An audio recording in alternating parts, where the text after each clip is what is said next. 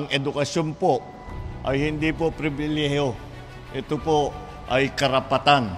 Ito ang dahilan kaya nagsisikap tayo, itong administrasyon, na magkaroon ng college graduate ang bawat pamilyang Pilipino.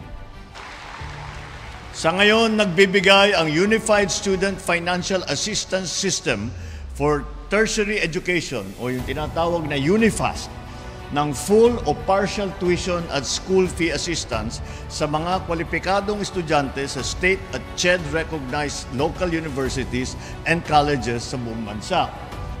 Kaya ito ang aking direktiba. Palawakin pa natin ang saklaw ng UNIFAST. Tiyakin natin na malinaw ang guidelines na naipapaalam ito sa magulang at mag-aaral bago pa magsimula ang pasukan. Naniniwala ako na sa bawat batang natututo, may pamilyang umaangat. Sa bawat pamilyang umaangat, may mas nagiging matibay ang ating ekonomiya. At sa ganung paraan, nagiging mas matibay ang bagong Pilipinas. Maraming salamat. Mabuhay kayong lahat.